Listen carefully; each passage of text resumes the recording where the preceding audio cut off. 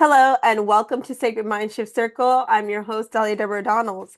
And today we introduce Hsi Yin Chang, an intuitive singer, sound healing practitioner. She is an ethereal music artist originally from Taiwan and now based in Leipzig, Germany. She is known for creating deep meditative vocal soundscapes and healing music that blend intuitive voice work with tuning forks, singing bowls, and other resonance tools to support emotional and energetic well-being. Beyond her recordings, she leads workshops and sound healing experiences that help participants explore their authentic voice, harmonize their energy field, and deepen their connection to the body, mind, and spirit. Welcome, Hsi Yin. Hello, Dahlia. Thank you for having me. That's a really beautiful introduction. Thank you. Well, your music and your voice is very beautiful, and I stumbled upon you actually on TikTok. I saw like a lot of your videos, and I just thought it was absolutely wonderful the way you could throw your voice that way. So tell me a little bit about yourself and how you, I guess, discovered that you even had those kind of vocal cords to be able to produce those frequencies or those healing sounds. Yeah, it's been a long journey. I actually, from a very young age, I already knew that singing was is my passion. But yeah, long story short, I had the opportunity to study singing and music as a kid, I think until 11 or 12 years old. Then my parents told me to stop pursuing music and stop learning to sing because they know Asian parents they have a lot of expectations on what I should do that is more like yeah, that creates more stability in my future life, like getting a stable job and so on. So they dragged me out of the music program, and I was like really sad and also angry at that time. So that was kind of traumatic for me. So I think up until about 6 years ago, I was feeling lost, and I tried to fit into the expectations of my parents and society, but then I realized that was not working for me anymore. So I wanted to come back to myself. I wanted to come back to my own voice and singing because this deep desire is always there. So 6 years ago, I started to explore singing and create songs again. And in the beginning, it was still a lot of fear around it, and I was still very judgmental of my own voice. And yeah, I was still really afraid to really fully step into it.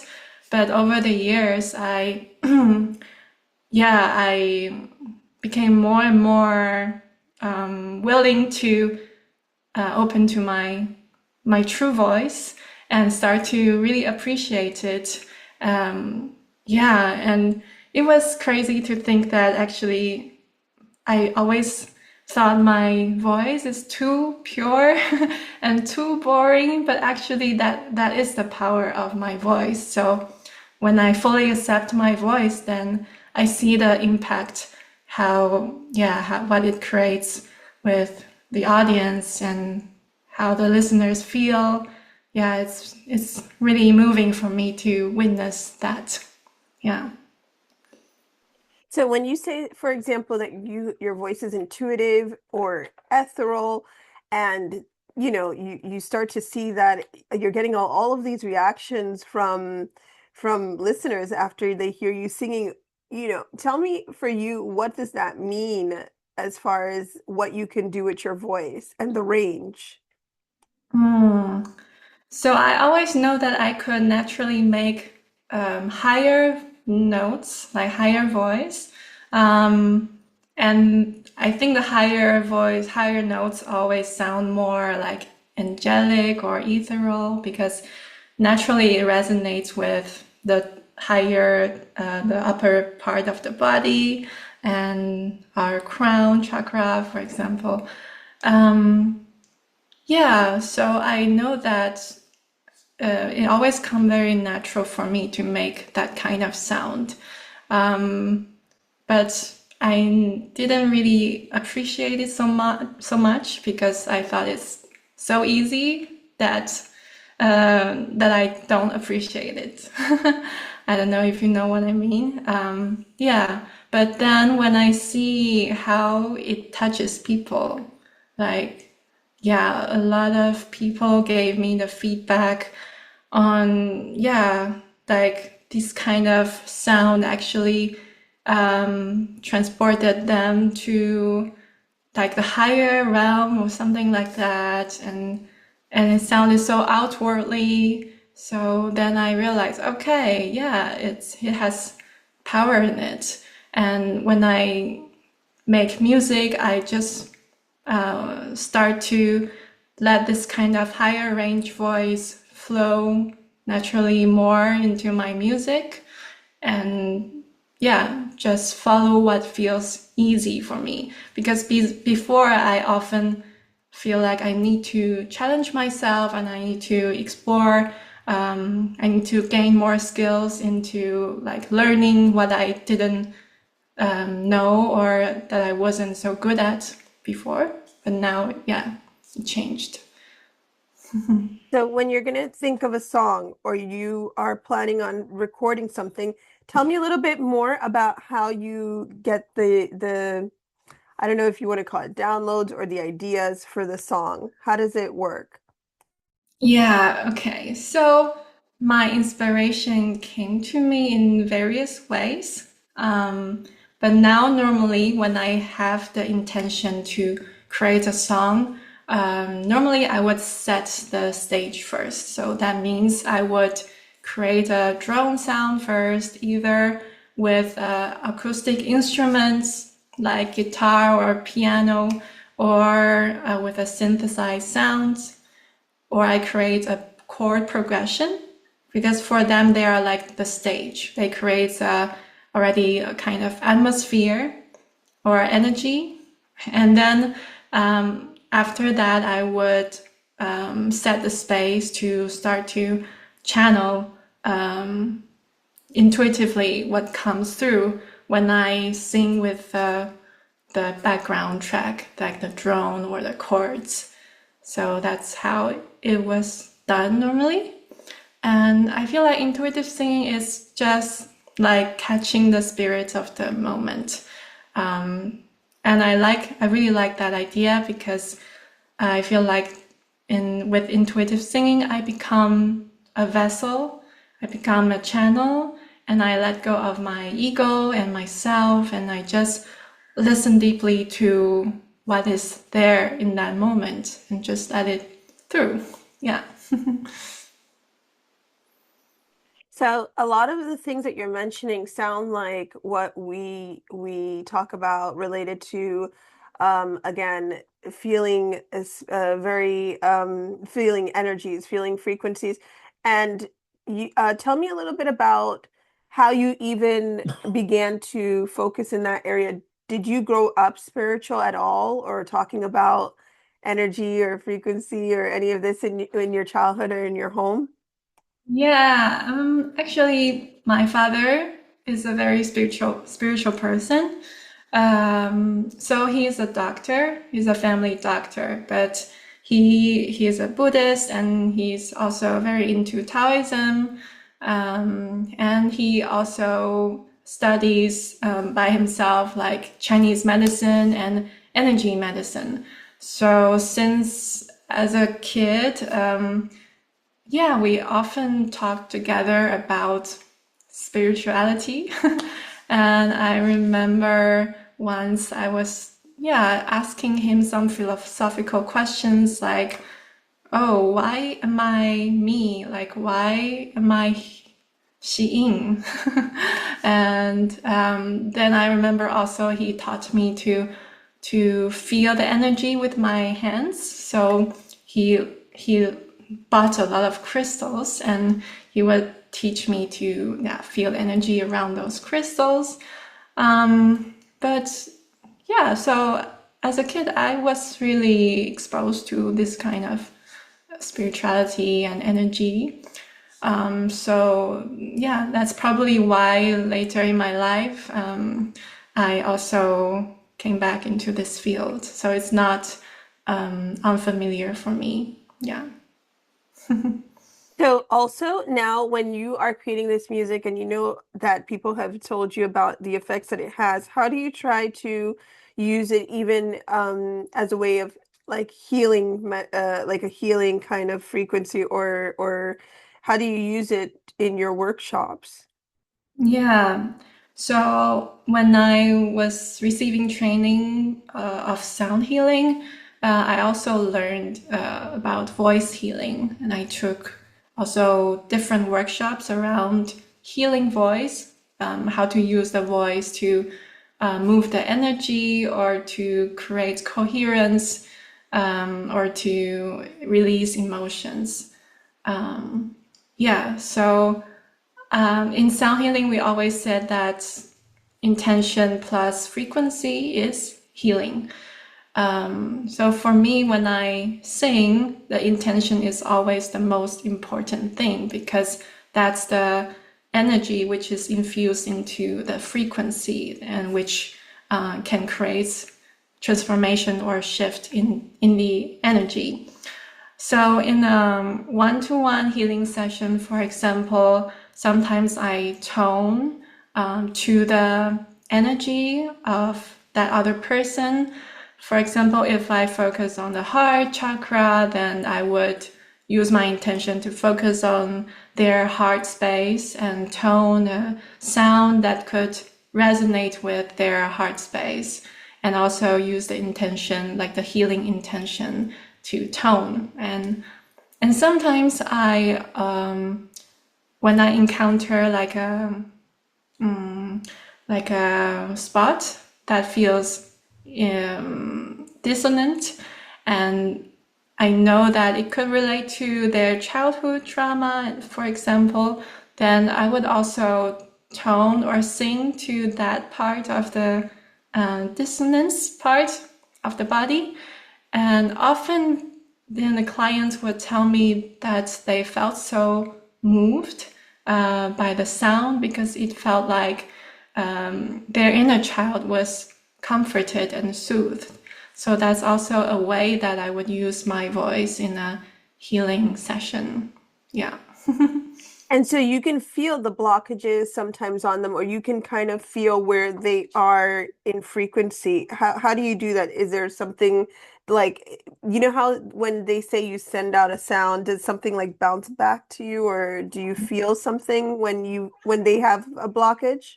Yes.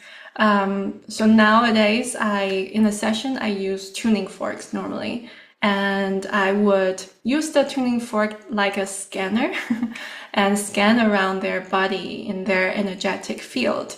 And actually, our energetic field is like a information storage space. So here, all the life experiences are recorded in this energetic field. And with the tuning fork, I can scan through the field and notice, okay, here's a blockage. And I could also know around roughly what time it happens in their lifetime. Yeah.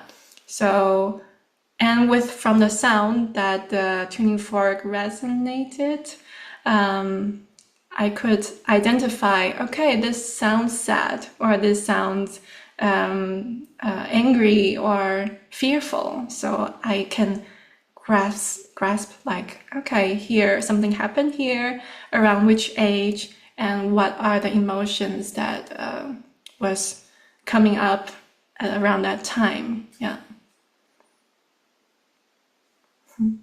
So also besides this, so this usually is a pretty long session that you do with your clients. What kind of people normally come to seek you out for this kind of healing? Is it like people who also like music, or is it just or or just your average person who's looking for energetic healing? What is the, I guess, the general characteristics of someone who comes to seek you out for help? Yeah, I'd say all kinds of people actually, but normally women and normally sensitive people because I am also sensitive. So I think sensitive people appreciate this kind of more like a subtle way to heal. And yeah, that's what I think. Yeah. Okay, so you notice it's mostly women especially. And are there any interesting blockages that you've noticed that women tend to have a lot of? I know people talk about a lot of womb trauma and all these things, but do you really notice anything around our energetic body um that you notice that maybe a certain frequency is really good for? Yeah, I noticed that a common trauma is, I think, birth trauma, and also relationship with either mother or father. Yeah. Um, so I feel like some very often I found more blockages in the early childhood, and yeah, maybe relate also when they are in the womb, when they're in the mother's womb. Very often we've already forgot what happened there, but in the energetic field, it's all recorded. And I think it's such a nice way to identify them and then have the opportunity to process them. And I think that's also why my voice could work so well, because a lot of people say my sound, my voice is like more, there's a motherly quality in it. And I personally also have birth trauma. And I also had a lot of challenges or issues with my mother. I'm still healing it. So I think that's why I attracted this kind of clients too, because I know how they feel. And very often when I'm healing my inner child, I always sing to my inner child. I would imagine that, yeah, there's a younger version of myself, and I would just sing to her. I remember as a kid, I often felt very sad and very lonely because I felt not seen, not heard, and I couldn't really express my emotions. So, yeah, yeah. Okay, no, that's really a good idea also. So you do it also use your own voice to heal yourself in private besides also offering this to clients. And as far as your dream of recording and using your voice on a larger scale, what are your plans? Because I think you could make a good we're not using CDs anymore, but you know what I mean. Like you can make a good track that a lot of people would be interested in, like maybe purchasing or your music and hearing your voice. What are your plans related to that? Yeah. At the moment, I'm working on an album. So the title of the album is already decided. It's called Welcome to My Dream. And yeah, and I think this album will be more about like a journey of a soul on Earth. So that's the idea of it. And other than that, I think I'm still exploring because I'm at the beginning stage of fully stepping into music, and I'm exploring what is the proper way for me to do it in a sustainable way that I'm not grinding myself so much. So at the moment, I'm producing a lot of tracks on that I put on YouTube. And I think in the near future, I would create just more collections, song collections that has a certain theme, like maybe for sleeping or maybe for meditation, and so on. So that's my vision so far. Yeah. And this kind of healing or this kind of, let's say, work that you do that requires so much, like you said, you don't want to push yourself and you have to be in a very I would imagine, good vibration to be able to transmit that when you're singing. So, are there any setbacks or are there any days that sometimes it's difficult for you? Or do you have any strategy or any things that you do if you feel that like the sounds are not coming out the way you want them to? Are there any things that you try to do in the day to I guess shake off any bad vibrations or frequencies or dissonance? Yeah, I would say before I decided to fully commit to music, I had more blockages in my creative process because I always wanted it to be perfect. I think perfectionism is a big challenge that all artists would face. And so I gave myself a lot of pressure to sound good or to complete one song.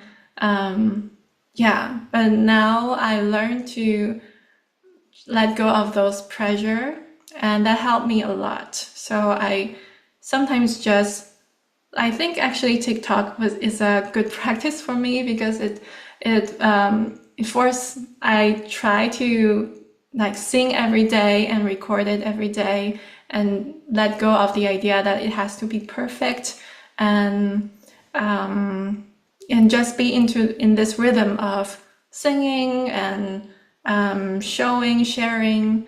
Yeah, and if I do have days where I feel like I'm tired or I'm just not in the mood and so on, then I would just let myself rest. And yeah, I think resting is a very important thing. Okay. Well, thank you so much, Cian, for coming on the show. I will be posting all of the information related to your site and your projects so that if anyone's interested, they can always go to your page and find out information. And also, guys, don't forget to subscribe to sacredmindshift.com, Sacred Mindshift Circle, so you never miss another important event or podcast. And thank you so much, Cian. Thank you, Dahlia. Thank you.